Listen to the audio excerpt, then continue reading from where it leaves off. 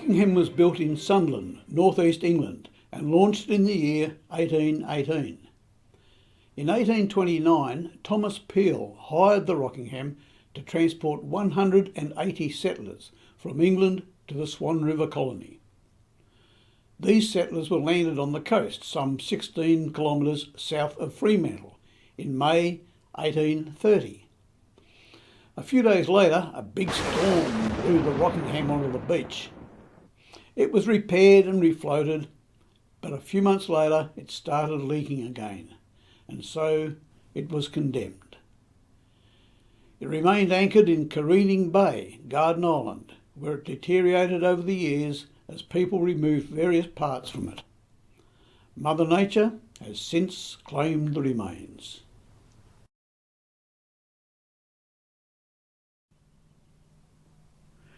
Settlers began farming this area, and eventually it was surveyed and named Rockingham in 1847.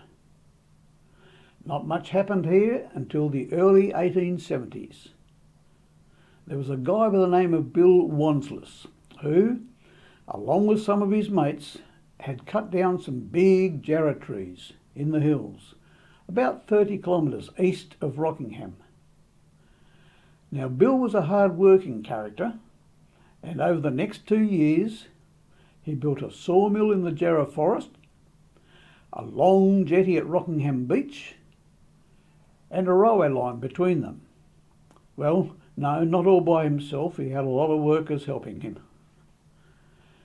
Anyway, a thriving timber export industry began in January of 1873 and lasted for 3 decades.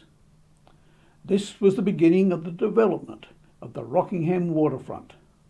However, the future of the waterfront was in doubt due to a major problem within the port's development. There were many workers, but no hotel.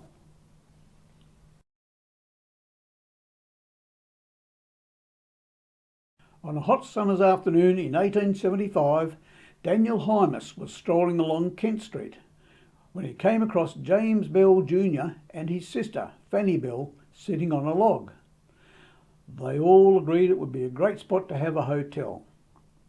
It was near the beach, had great views out over the water, and was surrounded by a lot of thirsty workers.